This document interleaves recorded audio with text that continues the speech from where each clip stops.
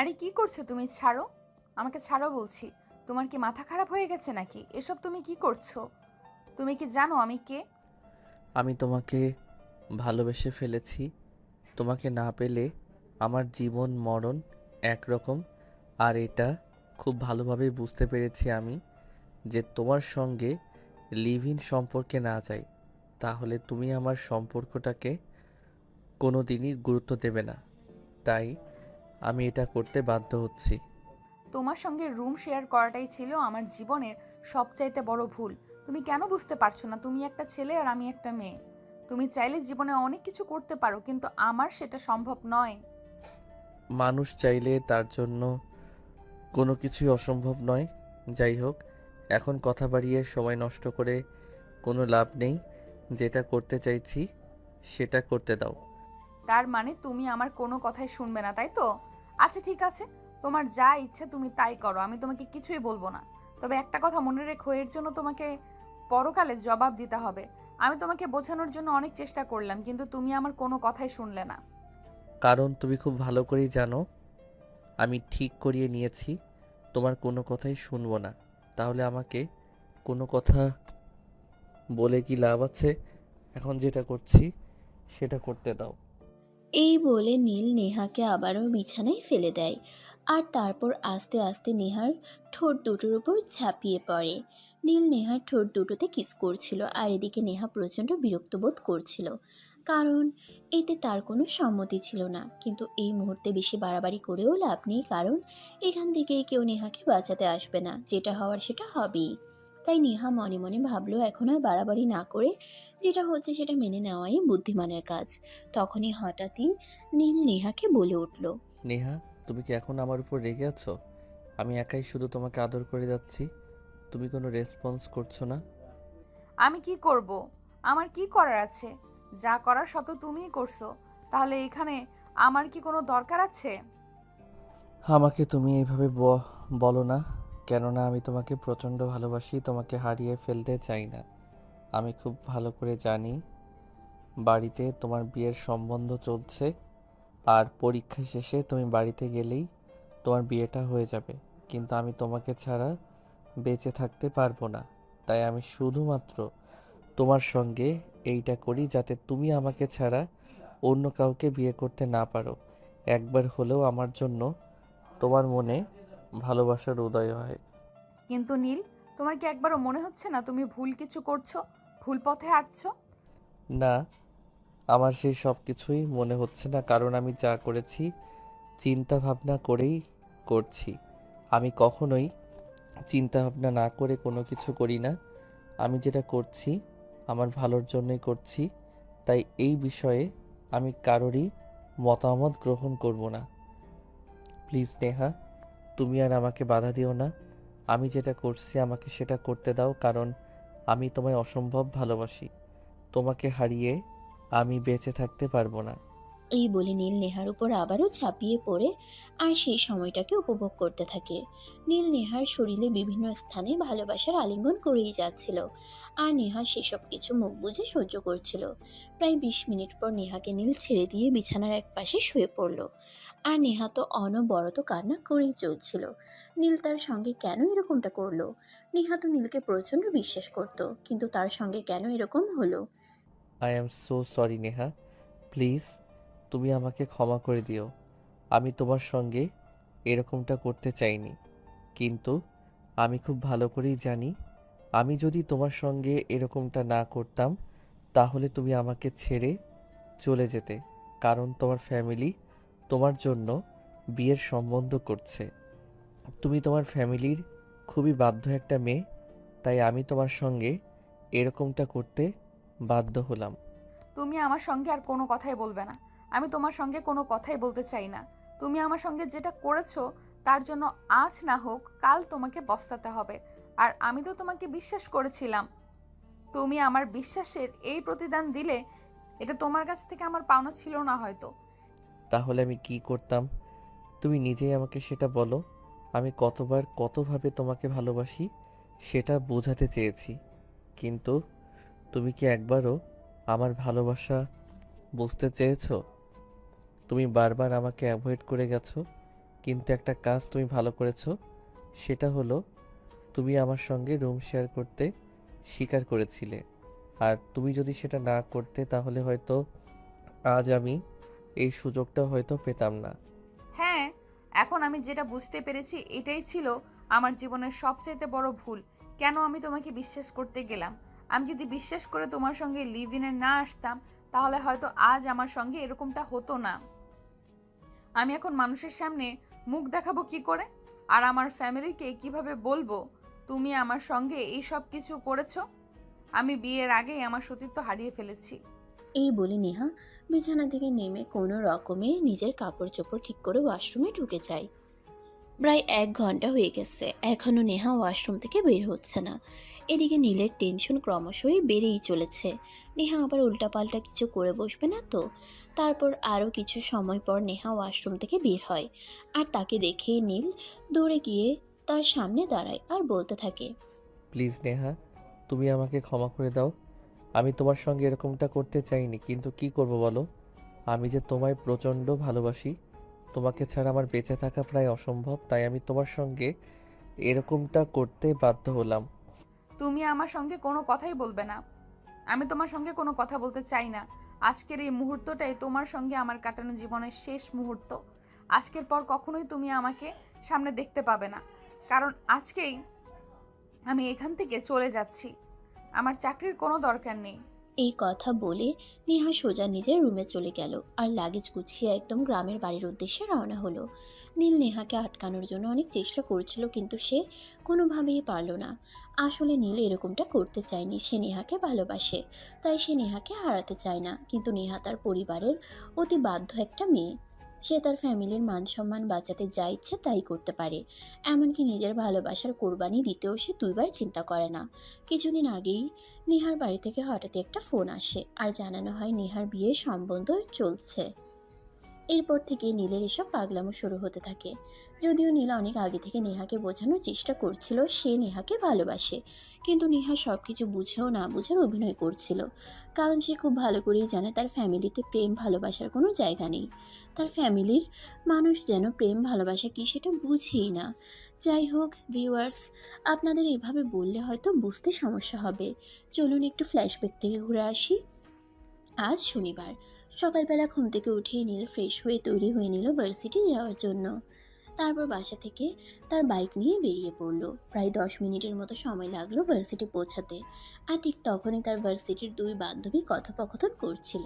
কি রে নিশি, শুনলাম নীল নাকি তোর পেছনে লাইন মারছে। তাহলে তুই তাকে পাত্তা দিচ্ছিস না কেন?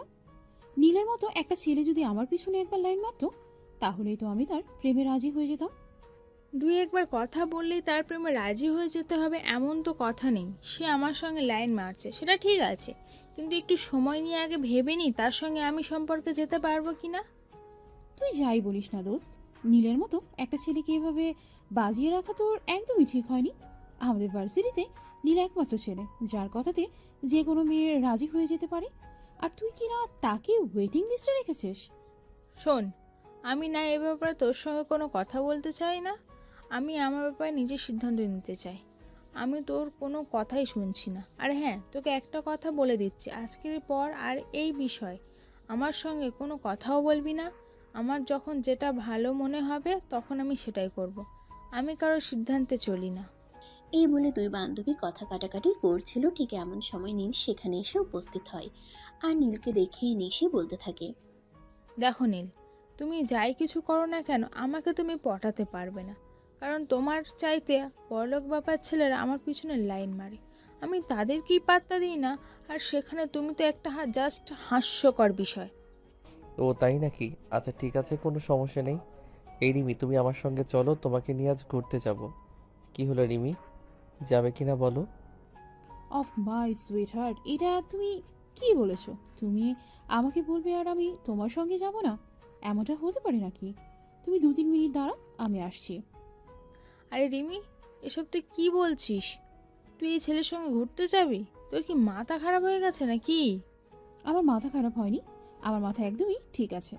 আর আমি যা করছি ভেবেচিন্তে করছি।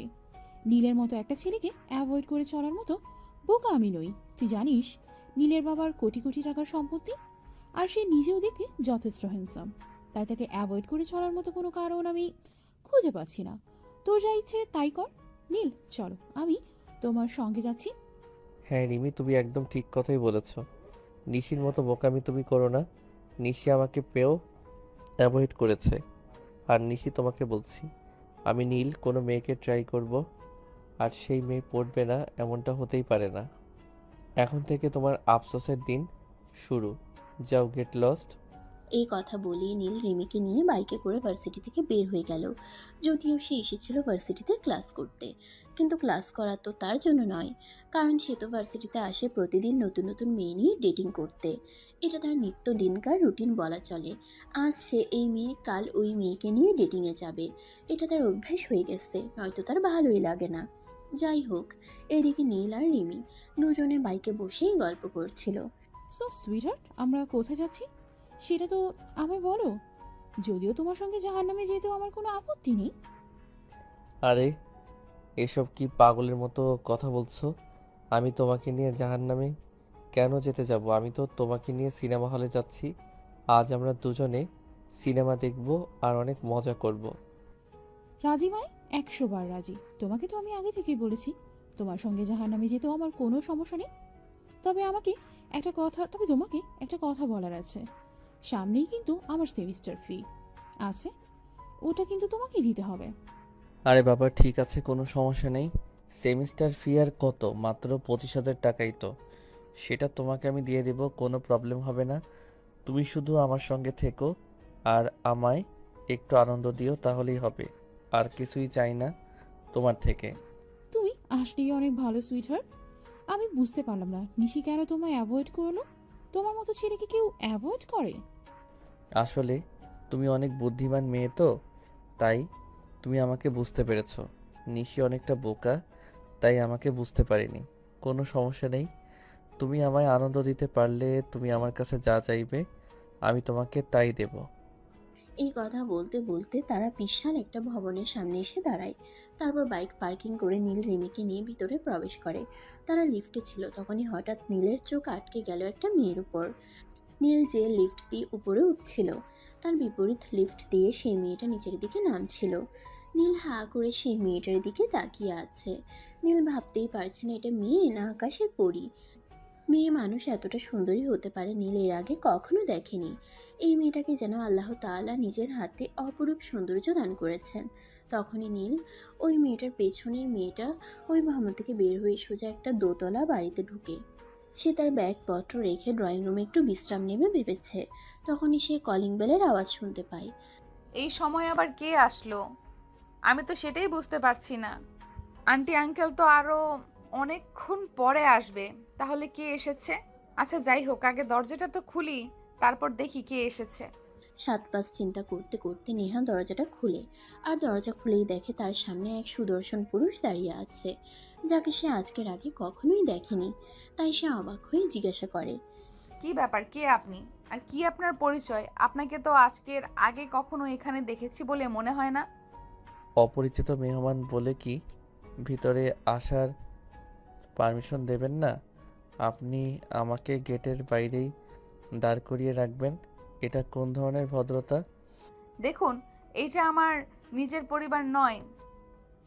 আমি আমার প্রতিবেশী আন্টির বাড়িতে থাকি, আর এখানে আমার থাকাটাই অনেক বেশি কিছু। তাই আমি আপনাকে চাইলেও ভেতরে আসার পারমিশন দিতে পারি না।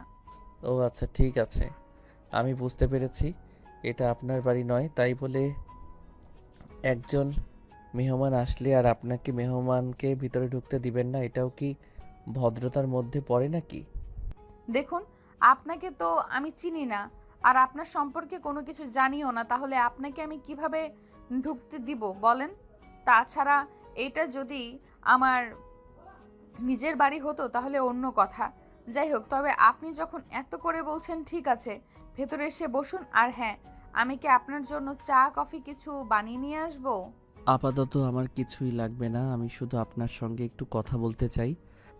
আপনার সঙ্গে 5 মিনিট কথা বলতে পারলেই হবে, আর আমার কিছুরই প্রয়োজন নেই। আপনি তো অদ্ভুত এক মানুষ। আপনার সঙ্গে আজকে আমার প্রথমবার দেখা হয়েছে, যেখানে আমি আপনার সঙ্গে কথাই বলতে চাই না, তারপরও আপনাকে বাসায় ঢুকালাম। আর এখন চা কফি কিছু অফার করছি, আপনি সেটা ফিরিয়ে দিয়ে বলছেন আপনি আমার সঙ্গে গল্প করতে চান। এটা কোন ধরনের অসভ্যতামো? আমি তো সেটাই বুঝতে পারছি না। আপনার সঙ্গে এতক্ষণ ধরে গল্প করছি, আমি তো আপনার নামটাই জানতে পারলাম না। যাই হোক, আপনার নামটা অন্তত বলুন, আর কিছু না হয় বাদই দিলাম। আপনি তো বড় অদ্ভুত মানুষ। যেখানে আমি আপনাকে চিনি না জানি না, হুটহাট করে বাসায় ঢুকে পড়েছেন আর এখন নানান ধরনের প্রশ্ন করছেন। আপনি এক্ষুনি বাসা থেকে বের হয়ে যান, তা না হলে কিন্তু আমি পুলিশে কল করতে বাধ্য হব। হা হা হা, আপনি আমাকে হাসালেন। আপনি তো আমার সম্পর্কে কোনো কিছু জানেনই না, আর সেখানে আপনি কি না আমাকে পুলিশের ভয় দেখাচ্ছেন। দেখুন, পুলিশে কল করে কোনো লাভ হবে না, বরঞ্চ পুলিশে আপনাকে হাজারটা প্রশ্ন করে একদম নাজেহাল করে ছেড়ে দেবে। তার চাইতে বরং এটাই ভালো হবে, আমি যেটা বলছি সেটাই করুন। তাছাড়া আর একটা কথা, আপনিও খুব ভালো করে জানেন, আপনার ফাঁকা বাসায় আমি একটা ছেলে মানুষ এসেছি। এটা শুনলে এলাকার লোকজনেরা আপনাকেই কটু কথা শোনাবে, আমাকে কিন্তু ছুঁতেও পারবে না। আমার নাম নেহা, নেহা ইসলাম। এবার তো হয়েছে, এবার আপনি বাসা থেকে বিদায় হন। আমি আর আপনাকে সহ্য করতে পারছি না, আর আপনাকে সহ্য করার মতো কোনো কারণও দেখতে পাচ্ছি না। So get out. Okay madam, ঠিক আছে, কোনো প্রবলেম নেই, আমি চলে যাচ্ছি। তবে আবারও খুব তাড়াতাড়ি আপনার সঙ্গে আমার দেখা হবে, এটা আপনি নিশ্চিন্ত থাকতে পারেন। এই কথা বলে নীল নেহাদের বাড়ি থেকে বের হয়ে বাইরে চলে আসে। আর তখনই হঠাৎ তার এক বন্ধু তাকে ফোন করে। কি ব্যাপার দোস্ত, কই রে তুই? সে কখন থেকে তোকে ফোন করছি কিন্তু তুই ফোন তুলছিস না। কি হয়েছে তোর? কোনো সমস্যা হয়েছে নাকি? কোনো সমস্যা হয়ে থাকলে তুই আমাকে বল। দোস্ত, আমি তো হুড়পড়ির সন্ধান পেয়ে গেছি। এতক্ষণ তো তার বাসাতেই ছিলাম, তার পরিচয় জানার চেষ্টা করছিলাম, কিন্তু সে আমাকে দেখে অনেক ভয় পেয়ে গেছে, তাই কোনো কিছুই জানতে পারিনি, শুধু নামটা ছাড়া। যাই হোক, বিকালে নদীর পাড়ে দেখা করিস। আচ্ছা দোস্ত, ঠিক আছে, কোনো সমস্যা নেই। তবে শোন, হুড়পড়ি খুঁজতে গিয়ে আবার আকাশের তারা হয়ে যাইস না বলে দিলাম। আরে না দোস্ত, সেরকম কিছুই হবে না, এত চিন্তা করার কিছুই নেই। যাই হোক, তোকে যেটা বলছিলাম শোন, তুই কিন্তু বিকালে নদীর পাড়ে চলে আসবি, তারপর তোর সঙ্গে ওই বিষয়ে আলোচনা করব। ঠিক আছে দোস্ত, সমস্যা নেই। আমি ঠিক বিকেল 4টার মধ্যেই নদীর পাড়ে চলে যাব। আর হ্যাঁ, তোকে আমি একটা কারণে ফোন করেছিলাম। আমাকে 50,000 টাকা দিতে পারবি? আজ বিকেলেই আমার বড় মামা হঠাৎ অসুস্থ হয়ে পড়েছেন আর আমাদের কাছে কিছু টাকা চাইছেন। কিন্তু এই মুহূর্তে তো আমার বাবার হাতে কোনো টাকা নেই, তাই বলছিলাম কি, তুই যদি এই হেল্পটা করতি তাহলে অনেক উপকার হতো। ঠিক আছে দোস্ত, সমস্যা নেই, তুই টাকাটা আজ বিকালে পাবি না, কারণ আমার হাতে ক্যাশ অত টাকা নেই। আমি আমার বাবাকে বলে দেব কাল সকালে তুই বাবার অফিসে চলে যাস, বাবা তোকে টাকাটা দিয়ে দেবে। ওকে দোস্ত, ঠিক আছে, থ্যাংক ইউ সো মাচ। তোর মতো বন্ধু থাকাটা ভাগ্যের ব্যাপার। তোর মতো বন্ধু যার আছে সে সত্যিই খুব লাকি পারসন। হয়েছে, এখন আর বক বক না করে ফোনটা কেটে দে, কারণ আমি খুব ভালো করেই জানি আমার বন্ধুরা সবগুলোই স্বার্থপর, সবাই আমাকে টাকার জন্যই খোঁজে, নয়তো কেউ আমার খোঁজই রাখে না। তোর কাছে টাকা চাইলাম বলে তুই এইভাবে বলতে পারলি? তুই না আমার বন্ধু হস, আর বন্ধুত্বের এই পরিচয় দিলি তুই? ঠিক আছে, কোনো সমস্যা নেই, লাগবে না তোর টাকা, তুই থাক তোর টাকা নিয়ে। আরে না দোস্ত, তুই মন খারাপ করিস না, আসলে আমি তোর সঙ্গে একটু মজা করছিলাম। যাই হোক, বিকালে কিন্তু ঠিক সময় চলে আসিস। এই কথা বলতে বলতে নীল ফোনটা কেটে দেয়। আর অপর প্রান্ত থেকে রাজ ফোনটা রেখে মুচকি মুচকি হাসতে থাকে, কারণ নীল তেমন একটা ভুল কথা বলেনি। নীলের যত বন্ধু বান্ধব আছে সবাই নীলকে প্রয়োজনেই ব্যবহার করে। এমনকি নীল যে কাপড় চোপড় বদলানোর মতো গার্লফ্রেন্ড বদলায়, তারাও কিন্তু নীলকে স্বার্থের জন্যই ব্যবহার করে। তাই নীলের বলা কথাগুলো খুব একটা ভুল নয়। যাই হোক, এদিকে দেখতে দেখতে বিকেল হয়ে গেল। রাজ নদীর পাড়ে বসে নীলের জন্য অপেক্ষা করছে। তখনই হঠাৎ আরং 5 মোটরসাইকেলে এসে হুশ করে দাঁড়িয়ে পড়ে। রাজের বুঝতে বাকি রইল না তার পিছনে যে বাইকটা দাঁড়িয়েছে সেটা নীলের, তাই সে পেছন ফিরে না তাকিয়েই বলতে থাকে, এতক্ষণে তোর আসার সময় হলো? আমি সেই আধা ঘন্টা ধরে এখানে বসে বসে তোর জন্য অপেক্ষা করছিলাম। যাই হোক, এখন যেহেতু শিয়াল মেরে বিকেলে এসেছিস, তো বল কি হয়েছিল তোর? কোনো হুলপড়ি তুই পেয়েছিস? হ্যাঁ রে দোস্ত, আমি মিথ্যে বলছি না, সত্যি এবার হয়তো আমি সত্যিকারে কারো প্রেমে পড়ে গেছি, যাকে আমি ভুলে থাকতে পারবোই না। আর তাকে ভুলে থাকা অসম্ভবই বলা চলে। সে দেখতে এতটাই সুন্দর যে শুধু আমি নই, পৃথিবীর যে কোনো ছেলে তার দিকে একবার চোখ তুলে তাকালে আর চোখ ফেরাতে মন চাইবে না। তাহলে একটা কাজ কর না দোস্ত, তোর সেই হুড়পড়িকে আমার কাছে দিয়ে দে। কারণ তুমি তো খুব ভালো করেই জানিস আমার ফ্যামিলির মানুষ আমাকে অনেক দিন ধরেই বিয়ে করার জন্য চাপ দিচ্ছে, কিন্তু আমি আমার মনের মতো কাউকেই খুঁজে পাচ্ছি না। এবার যদি তোর পরিটাকে আমায় দিয়ে দিস, তাহলে আমি বিয়ের কাজটা সেরে ফেলতে পারি। একদম জীবন মাঞ্জা বরাবর একটা লাথি। এতদিন তোরা প্রেম করেছিস, আমি কি তোদের কিছু বলেছি? আমি তো শুধু মেয়েদের নিয়ে ডেটিংয়ে যেতাম আর বাপের পয়সা উড়াতাম। এবার কিন্তু আমি সত্যি বলছি, আমি সত্যি সত্যি কারোর প্রেমে পড়ে গেছি। আর প্রেমে পড়েছি বললে ভুল হবে, কারণ আমি তাকে ভালোবেসে ফেলেছি। আমি তাকে এক মুহূর্তের জন্যেও ভুলতে পারছি না। তার সাথে দেখা হওয়ার পর থেকে প্রতিটা সেকেন্ডে, প্রতিটা মিনিটে আমার চোখের সামনে শুধু তার ছবি ভাসছে। আমার জীবনটা এখন সেই হুর পরিময় হয়ে গেছে। আচ্ছা দোস্ত, ঠিক আছে, এখন ফাজলামো বাদ দিয়ে কাজের কথা বলি। তোর সেই হুড়পড়ির পরিচয় কি সেটা তো বল। তুই যদি কিছুই না বলিস তাহলে আমি বুঝবো কি করে? ওর নাম নেহা, নেহা ইসলাম। সে নিজেই বলেছে। আর এখানে তার এক আন্টির বাসায় থেকে জব করে হয়তো। আর কিছুই জানি না, তবে কাল থেকে তার বিষয়ে ইনফরমেশন নেওয়া শুরু করব। ওরে বাবা রে বাবা, তুই তো দেখছি একদম গোয়েন্দাগিরি শুরু করে দিবি। ভাবছিস কাউকে পছন্দ হয়েছে তোর, প্রেমে পড়েছিস, তো গোয়েন্দাগিরি করার কি আছে? শোন, তুই যেরকমটা ভাবছিস সেরকমটা নয়। আমি কিন্তু মেয়েটার প্রেমে পড়েছি নয়, আমি মেয়েটাকে ভালোবেসে ফেলেছি। আর যাকে ভালোবাসবো, যাকে নিয়ে আমি সারা জীবন কাটানোর স্বপ্ন দেখছি, তার সম্বন্ধে একটু খোঁজ খবর নেব না? সেটা তো হয় না। আমি সব কিছু চিন্তা ভাবনা করে তারপরে সিদ্ধান্ত নেই। এটা তো তুই জানিস নাকি? ও তাই নাকি? প্রতিদিন ড্রেস চেঞ্জ করার মতোই গার্লফ্রেন্ড চেঞ্জ করা বন্ধুটাও নাকি কাউকে ভালোবেসে ফেলেছে, আর এটাও নাকি আমাকে বিশ্বাস করতে হবে? তুই সত্যিই আমাকে হাসালি বন্ধু, তুই না থাকলে আমি এতটা হাসতেই পারতাম না। যাই হোক, বাদ দে, তোর হুলপরিটাকে একবার একটু দেখাতো, দেখি তার নিশ্চয়ই কোনো ছবি তোর কাছে রয়েছে। না, আমি তার কোনো ছবি আনিনি। তবে আগামীকাল সকালেই আমি তাকে ফলো করব। তারপর তার বিষয়ে সমস্ত ইনফরমেশন আশা করছি পেয়ে যাব। এরপর প্রসঙ্গ পাল্টে ফেলে দুজনে, আবারও কথা বলতে থাকে। এভাবেই কেটে গেল আরও অনেকটা সময়। এদিকে দেখতে দেখতে বিকাল ঘনিয়ে সন্ধ্যা হয়ে এলো, আর দুজন যার যার বাসায় চলে গেল। এর পরের দিন সকালবেলা নীল 6টা বাজে অ্যালার্ম দিয়ে রেখেছিল। সে ঘুম থেকে উঠে ফ্রেশ হয়ে নিল, তারপর রেডি হয়ে নিচে আসতে দেখলেই তার মা তাকে বলে, কি ব্যাপার, সূর্য আজ কোন দিক থেকে উঠেছে? আমি তো সেটাই বুঝতে পারছি না। আমার ছেলে তো কখনো এত সকালবেলা ঘুম থেকে ওঠে না। মা, আজ থেকে প্রতিদিন সূর্য পূর্ব দিকে উঠবে বলে ঘোষণা করা হয়েছে। তবে এর আগে কোন দিকে উঠতো সেটা আমার জানা নেই। যাই হোক, আমার ব্রেকফাস্ট নিয়ে তোমাকে চিন্তা করতে হবে না।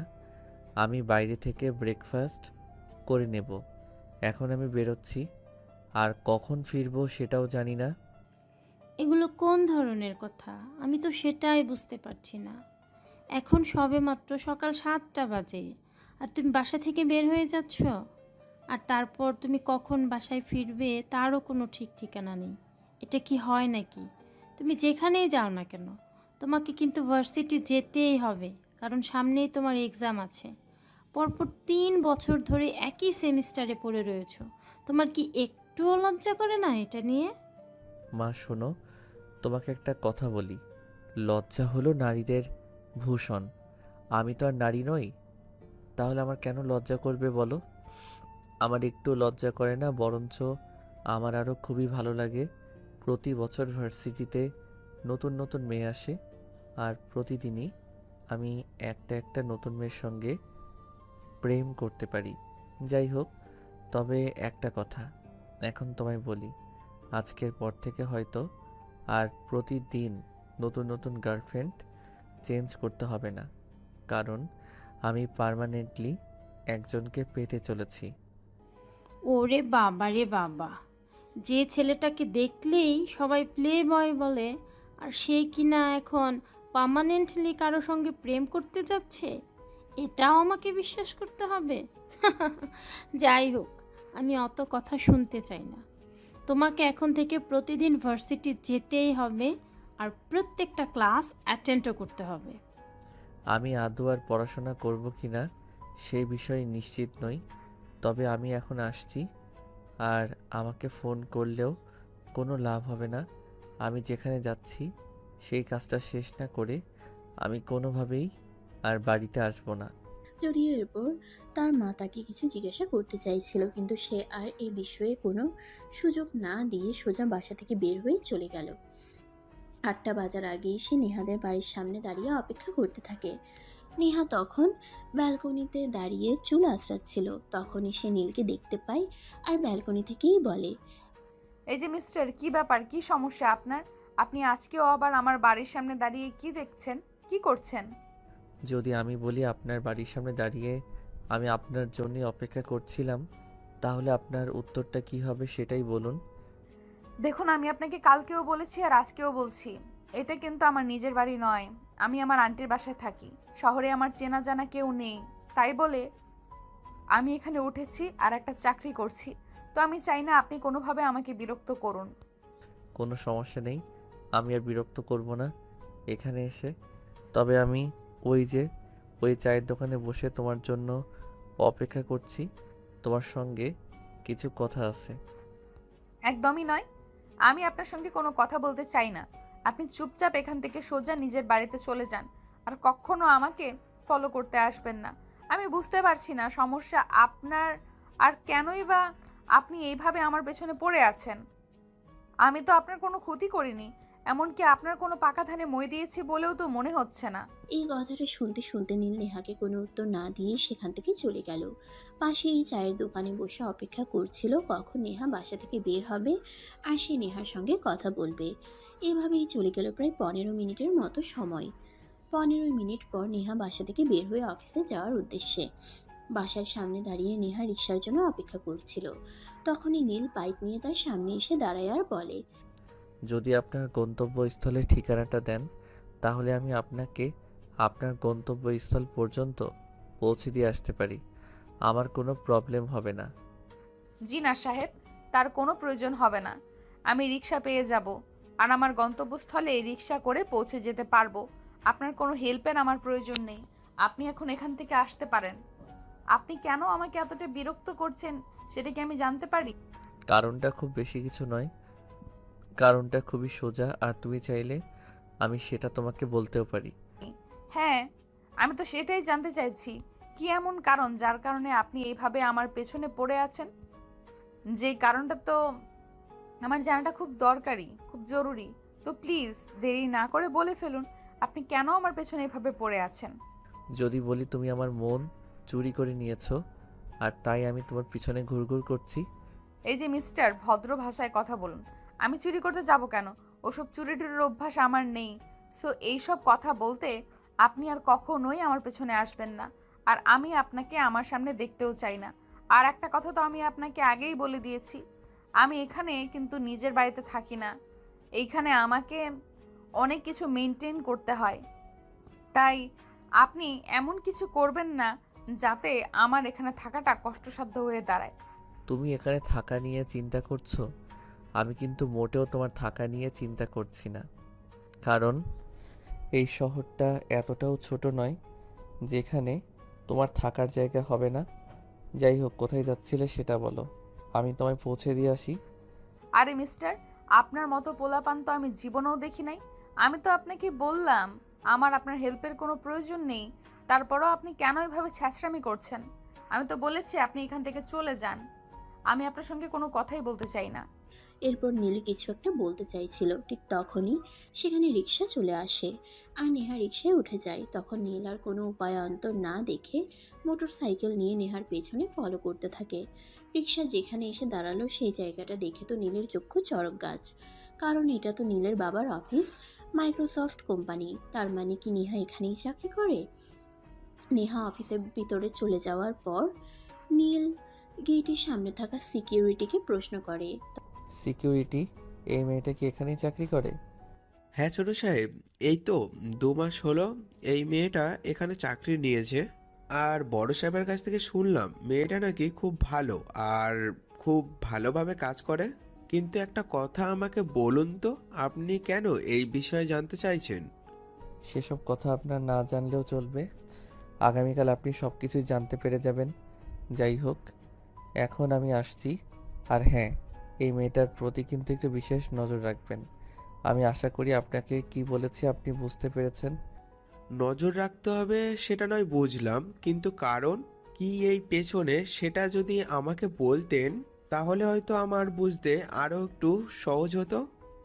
আপনি ছোট মানুষ, ছোট মানুষের মতোই থাকেন না। আপনি কেন এত কিছু জানতে চাইছেন?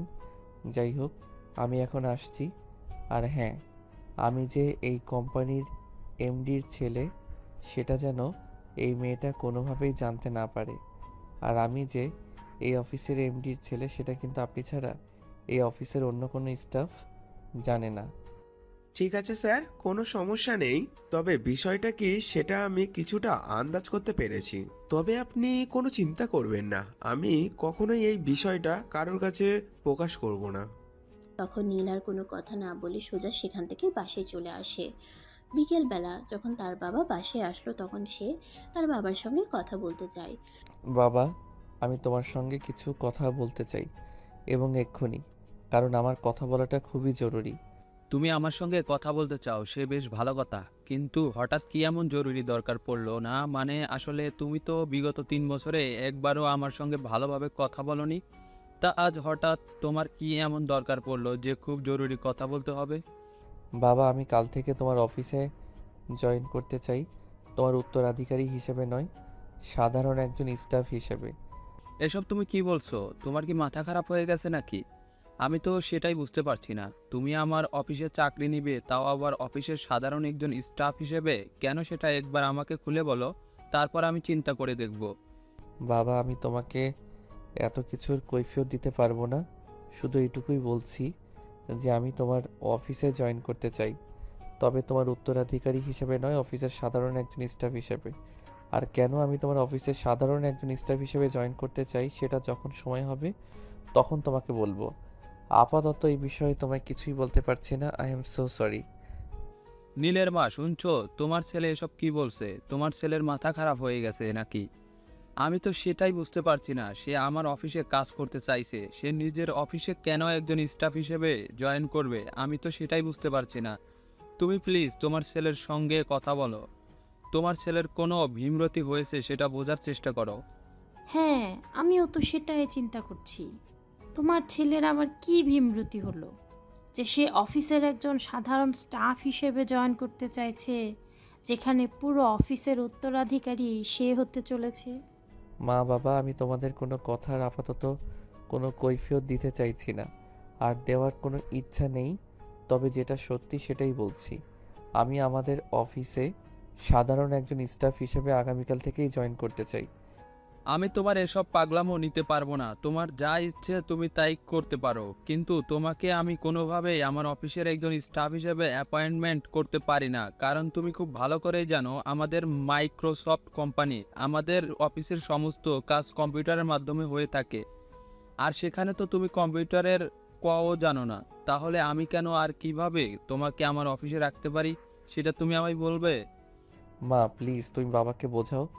বাবাকে বলো এত সব কিছু নিয়ে চিন্তা করতে হবে না, আমি ঠিক সব বুঝে নেব। কিন্তু প্লিজ বাবার অফিসে আমাকে চাকরিটা যেন দেয়। চাকরিটা আমার খুবই প্রয়োজন। প্লিজ তোমরা দুজনেই বোঝার ট্রাই করো। আচ্ছা, সে না হয় বুঝলাম। আমি তোর বাবাকে বললাম, তোর বাবা তোকে তার অফিসে রেখে দিল। কিন্তু কি এমন হলো যার কারণে তোকে এত ইমার্জেন্সি চাকরি নিতে হবে? আর সবচাইতে বড় কথা হলো, তুই তো এখনো অনার্সই কমপ্লিট করতে পারলি না।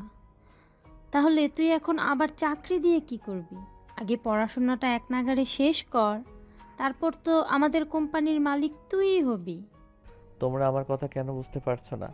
আমি সেটাই বুঝতে পারছি না। আমি তো তোমাদেরকে বললাম আমি মালিক হতে চাই না, জাস্ট একজন কর্মচারী হিসেবে অফিসে ঢুকতে চাই। তাহলে বুঝতে পারছো না কেন? প্লিজ বাবা, আমাকে তোমার অফিসে একটা চাকরি দিয়ে দাও। আচ্ছা, তুমি অমন করছো কেন সেটা আমাকে বলো তো।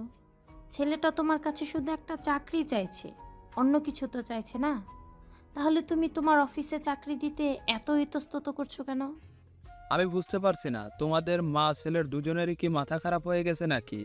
তোমার ছেলে কম্পিউটারের পর্যন্ত জানে না, আর সে কি না করবে আমাদের অফিসে চাকরি?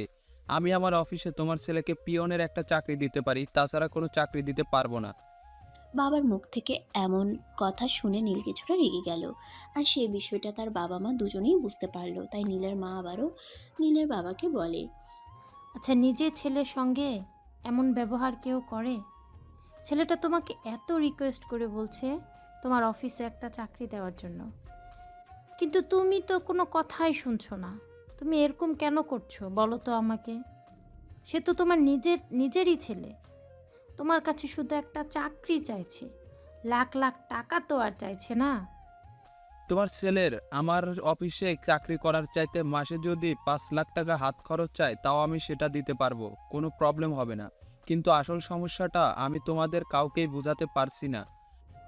আমি তোমাদের কারোরই কোনো সমস্যার কথা শুনতে চাই না। আমি যেটা শুনতে চাই সেটা হলো, তুমি আমার ছেলেকে তোমার অফিসে চাকরি দিচ্ছ। আমার এসব ঝামেলা ভালো লাগছে না। প্লিজ, আমার ছেলে তো তোমার কাছে শুধু একটা চাকরি চাইছে, ওটা ওকে দিয়ে দাও, তাহলেই তো সমস্যার সমাধান হয়ে যায়। হ্যাঁ বাবা, একদম ঠিক কথাই বলেছে। প্লিজ তুমি তোমার অফিসে আমাকে চাকরিটা দিয়ে দাও, তাহলে তো আর কোনো সমস্যা থাকে না। আর হ্যাঁ, তুমি বিশ্বাস করো, আমার দ্বারা তোমার কোম্পানির কোনো ক্ষতি হবে না। আর সেটা আমি হতে দেব না, কারণ কয়দিন পরে তো সেই কোম্পানির মালিক আমি হতে চলেছি। আর নিজের ক্ষতি কেউ জেনে শুনে করে না, তাই এইটুকু ভরসা তুমি আমাকে করতেই পারো। নীল আর নীলের মা দুজনে এভাবে নীলের বাবাকে রিকোয়েস্ট করেই যাচ্ছিল। অবশেষে নীলের বাবা সবকিছু মেনে নেয় আর নীলকে বলে, আচ্ছা ঠিক আছে, আমি তোমাদের মা ছেলের কথা মেনে নিলাম, তোমার ছেলেকে আমাদের অফিসে রেখে দিলাম, আর একটা চাকরিও দিলাম। তবে একটা কথা, তোমার ছেলে কিন্তু আমার অফিসের কোনো জিনিস টাচ করতে পারবে না। সে যেটা চাইছে সেটাই হবে। আমি তাকে চাকরি দিব, কিন্তু সে আমার অফিসে কোনো কাজ করবে না। যদি তোমার ছেলে আমার এই শর্তটা মেনে নিতে পারে, তাহলেই তোমার ছেলেকে বলো কাল থেকে অফিসে আসতে, আর না হয় তো তোমার ছেলের অফিসে আসার কোনো প্রয়োজন নেই। ঠিক আছে বাবা, তুই আমাকে যা শর্ত দেবে তাই আমি মেনে নেব। আমি তোমার অফিসের কোনো জিনিস টাচ অবধি করব না। আমার শুধু চাকরিটা হলেই চলবে। আমি তোমার অফিসে নিয়মিত যাওয়া আসা করতে পারলেই হবে। এই বলে নীল খুশিতে গদগদ হয়ে নীলের রুমে চলে যায়। আর পরের দিন সকালে অফিসে যাওয়ার জন্য নিজেকে মনে মনে প্রস্তুত করতে থাকে। পরের দিন সকাল 7টা বাজতে না বাজতেই নীল ঘুম থেকে উঠে ফ্রেশ হয়ে তৈরি হয়ে নেয় আর নাস্তার টেবিলে চলে আসে। এটা দেখে তার মা তাকে বলতে থাকে, কি ব্যাপার নীল, তুই আজ এত সকালে ঘুম থেকে উঠলি কি করে? তুই তো কখনো সকাল 10টার আগে ঘুম থেকে উঠিস না। আজ সূর্যটা কোন দিক থেকে উঠেছে আমি তো সেটাই বুঝতে পারছি না। তোর বিষয়টা কি বল তো শুনি। আমার আবার বিষয় কি হতে যাবে? আজ আমি বাবার অফিসে প্রথম জয়েন করব, সেটা তো তোমরা সবাই জানো, তাই একটু সকাল সকাল ঘুম থেকে উঠেছি, এছাড়া কিছুই নয়। ও আচ্ছা, এতক্ষণে বিষয়টা ক্লিয়ার বুঝতে পেরেছি আমি। আমি তো ভেবেছিলাম মনে হয় সূর্য আজকে পশ্চিম দিকে উদিত হয়েছে, তাই তুই সকাল সকাল ঘুম থেকে উঠে গেছিস। যাই হোক, নাস্তা করে যাবি নাকি বাইরে নাস্তা করবি? আমি বাইরে নাস্তা করতে যাব কেন? আমি তো বাইরের খাবার খাই না, এটা সবাই জানো। আমি বাড়ি থেকে নাস্তা করে তারপরেই বের হব। ও আচ্ছা, ঠিক আছে, কোনো সমস্যা নেই, আমি বুঝতে পেরেছি। তুই একটু বস, আমি এক্ষুনি তোর নাস্তা রেডি করে দিচ্ছি। অতঃপর নীলের মা নীলকে সকালের নাস্তা তৈরি করে দিল আর নাস্তা খেয়ে অফিসের উদ্দেশ্যে বেরিয়ে পড়ল। 30 মিনিটের মতো সময় লাগলো অফিসে পৌঁছাতে। অফিসের গেট দিয়ে ঢুকতে যাবে ঠিক এমন সময় নেহার সঙ্গে তার দেখা হয়। নেহা তার অফিসে নীলকে দেখতে পেয়ে তো একদম অবাকের চূড়ান্ত সীমানায় পৌঁছে গিয়ে জিজ্ঞাসা করে, কি ব্যাপার মিস্টার, কি সমস্যা আপনার? আজ আপনি আমার অফিস পর্যন্ত চলে এসেছেন দেখছি। নেহার এই কথা শুনে নীল কিছু না জানার ভান করে নেহাকে বলে, এসব কি বলছেন আপনি? আপনি কি অফিসে চাকরি করেন নাকি? যাই হোক, সেটা আমার জানা ছিল না। তবে একটা কথা আপনাকে বলার আছে, আমার এই অফিসেই চাকরি হয়েছে। আজকে আমার জয়েন ডেট। আমি তো আপনার কথার আগা গোড়া কিছুই বুঝতে পারছি না, কারণ আমাদের এই কোম্পানির কোনো লোক নিয়োগ করার আগে অফিসের নোটিশ বোর্ডে নিয়োগ বিজ্ঞপ্তি দেয়, কিন্তু বিগত কয়েকদিনে কোনো নিয়োগ দেওয়া হয়েছে বলে তো আমার জানা নেই। আসলে বিষয়টা আপনি যেরকম ভাবছেন সেরকম নয়। আমারই পরিচিত একজন এই অফিসে চাকরি করে, বলতে পারেন খুব কাছের মানুষ। আমার একটা চাকরির প্রয়োজন ছিল, আমি তাকে বলেছিলাম, তাই সে ব্যবস্থা করে দিয়েছে। ও তাই নাকি? আচ্ছা ঠিক আছে, কিন্তু আপনাকে একটা কথা বলে রাখি, আপনি অফিসে চাকরি পেয়েছেন বলে আমার পেছনে পড়ে থাকবেন এমনটা কিন্তু ভুলেও করবেন না। যদি আপনি অফিসে এসে আমাকে কোনো প্রকার বিরক্ত করেন, তাহলে কিন্তু আমি ডিরেক্ট কোম্পানির অথরিটির কাছে আপনার নামে নালিশ জানাতে বাধ্য হব। এটা আপনার অধিকার, আপনি এটা করতেই পারেন। আমি আপনাকে এ ব্যাপারে কোনো কথা বলতে চাই না। যাই হোক, অফিস টাইম তো হয়ে গেছে, চলুন ভেতরে যাওয়া যাক। অতঃপর দুজনেই কথা বলতে বলতে অফিসের ভিতরে চলে আসেন। নেহা নিজের ডেস্কে চলে যায় আর নীল চলে যায় ম্যানেজারের রুমে। আর কিছুক্ষণ পর ম্যানেজার নিজেই নীলকে নেহার পাশের ডেস্কে নিয়ে আসে।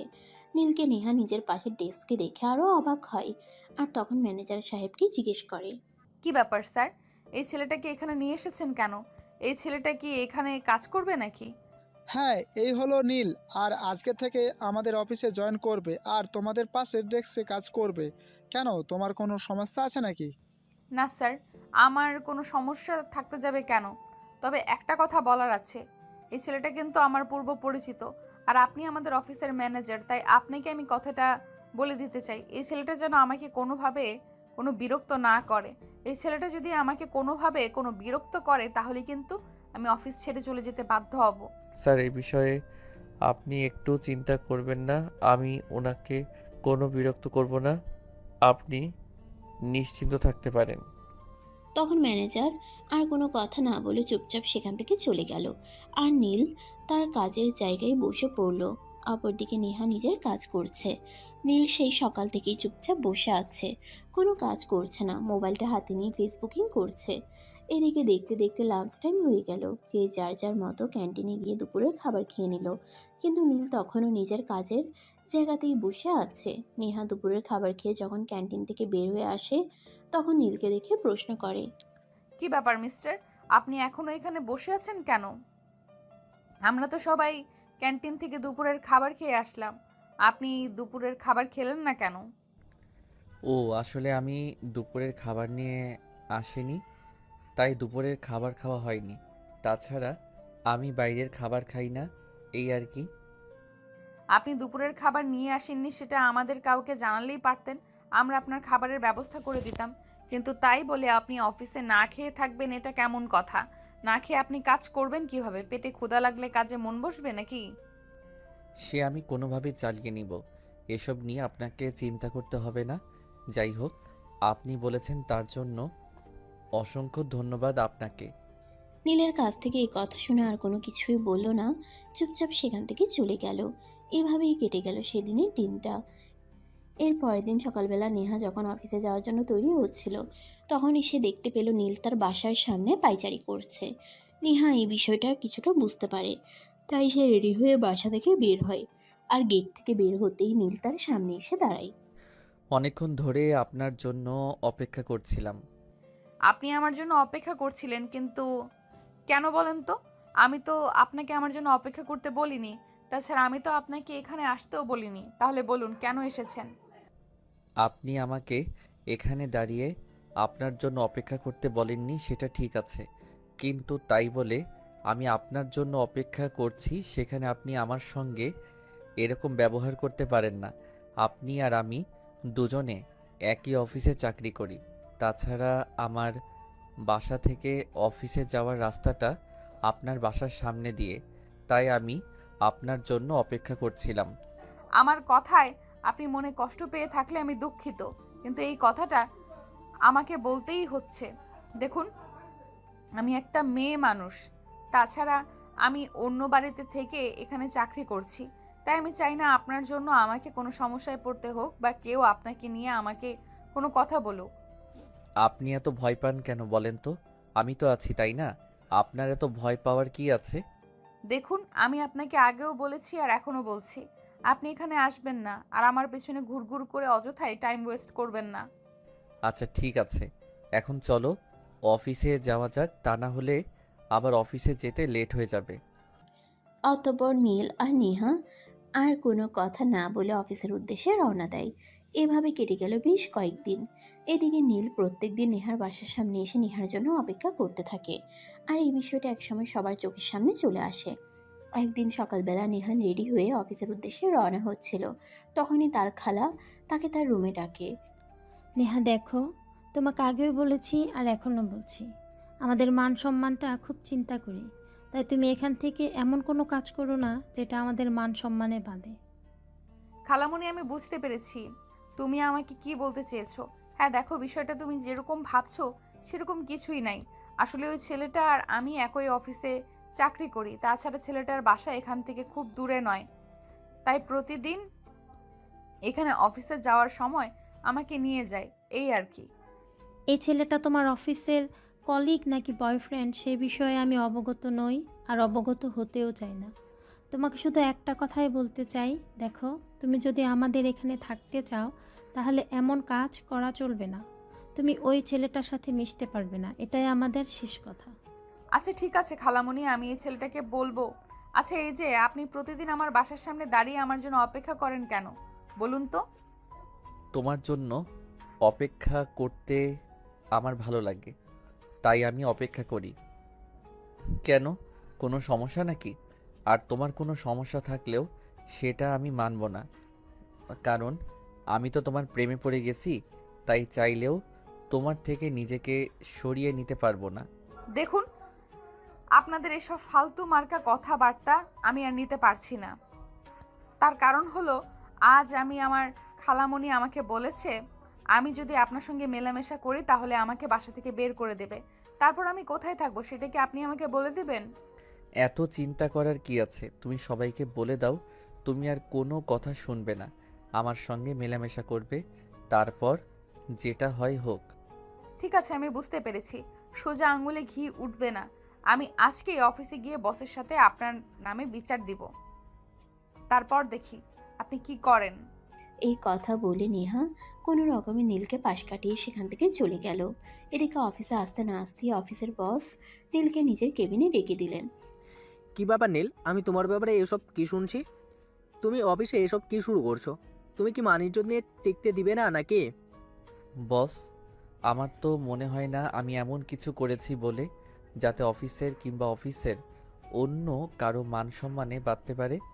দেখো নীল, তোমার এসব হেলাপনিয়া আমার একদমই ভালো লাগছে না। তুমি নেহার সঙ্গে এসব কি শুরু করছো? নেহা আজ অফিসে এসে তোমার নামে বিচার দিয়েছে। আমি তোমাকে শেষবারের মতো ওয়ার্ক করে ছেড়ে দিচ্ছি। নেহার সঙ্গে আর এসব করবে না।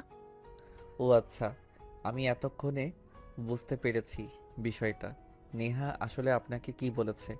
দেখুন, আমি নেহাকে ভালোবাসি, আর আমি চাই না আমাদের দুজনের ভালোবাসার মধ্যে আপনি কাবাবের হাড্ডি হয়ে বসেন।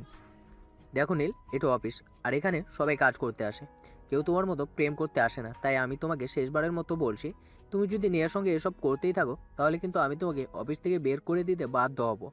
তখন কিন্তু তুমি অফিসে অথরিটিকে কোনোভাবেই দোষারোপ করতে পারবে না। দেখুন বস, আমি এই অফিসে চাকরি নিয়েছি শুধুমাত্র নেহার জন্য, তাই আমি এই ব্যাপারে আপনার কোনো নিষেধাজ্ঞা পালন করতে পারবো না, কারণ যেখানে আমার থাকবে না সেখানে কোনো নিষেধাজ্ঞা আমাকে স্পর্শ করতে পারবে না।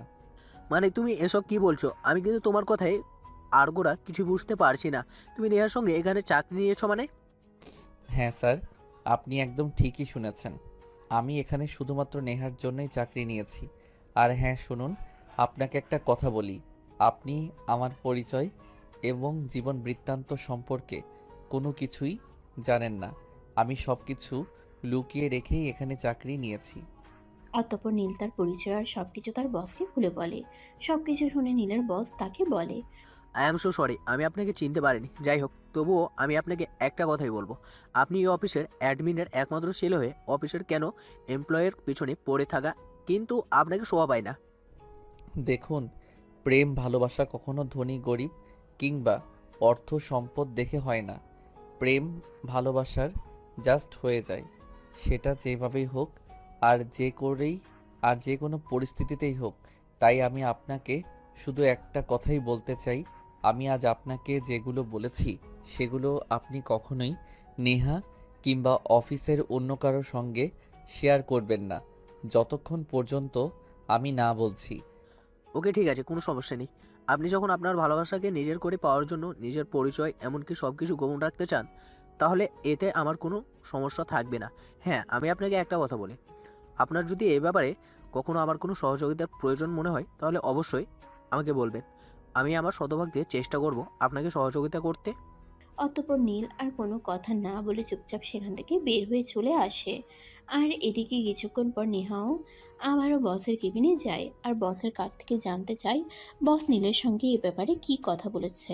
তখন অফিসের বস নেহাকে বলে, দেখুন হ্যাঁ, আমি নীলের সঙ্গে কথা বলেছি, আর কথা বলে বুঝতে পেরেছি নীল তোমাকে সত্যি অনেক বেশি ভালোবাসে।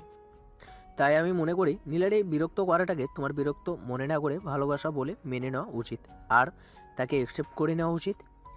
বস, আমি বুঝতে পারছি না আপনি একটু আগে কিভাবে কথা বললেন আর এখন কিভাবে কথা বলছেন। নীল আপনাকে জাদু করেছে কিনা সেটাই আমি বুঝতে পারছি না। আপনি মুহূর্তের মধ্যেই বদলে গেলেন আর আমাকে এইসব কথা বলছেন। আপনি বস হয়ে আপনার একজন কর্মচারীকে এইসব কথা বলতে আপনার একটু রুচিতে পাচ্ছে না? বস তখন নেহাকে কিছু বলতে চাইছিল, কিন্তু নেহা সেটার সুযোগ না দিয়ে সেখান থেকে হনহন করে বের হয়ে গেল আর নিজের কেবিনে এসে ভাবতে লাগলো আসলে বিষয়টা কি হয়েছে। এইভাবে দেখতে দেখতে অফিসের টাইম শেষ হয়ে রাত 8টা বেজে গেল আর অফিস থেকে বের হয়ে সোজা বাসায় চলে আসলো। আর এরপর চলে গেল আরও কয়েকদিন। হঠাৎ একদিন রাতের খাবারের বেলা তার খালা তাকে বলল, নেহা, তোমাকে অত্যন্ত দুঃখের সহিত জানানো হচ্ছে যে তোমাকে আমরা আর আমাদের বাড়িতে রাখতে পারবো না, কারণ তোমাকে আমরা খুবই ভালো একটা মেয়ে বলে আমাদের বাড়িতে থাকতে দিয়েছিলাম। কিন্তু ইদানিং তুমি যা শুরু করেছ সেগুলো আমাদের রুচিতে পাচ্ছে। তাই তোমাকে 2 দিন সময় দিলাম, এই 2 দিনের মধ্যে তুমি আমাদের বাসা ছেড়ে অন্যত্র চলে যাবে। তোমাকে আর আমাদের এখানে থাকতে দেওয়া হবে না। কিন্তু খালা, এভাবে হঠাৎ আমি একটা মেয়ে মানুষ কোথায় চলে যাব? আর এগুলো জানতে পারলে আমার মা অনেক টেনশন করবে। তুমি কোথায় যাবে আর কি করবে সেই ব্যাপারে আমাদের চিন্তা করার সময় নেই। তোমার বিষয়টা তুমি নিজেই বুঝে নাও। তোমাকে এখানে থাকতে দিয়েছিলাম, কিন্তু এসব ফষ্টি নষ্টি করার অনুমতি তো আমরা দেইনি। তাই এখন তুমি কি করবে না করবে সেই ব্যাপারে আমাদের না জানার কোনো আগ্রহ নেই।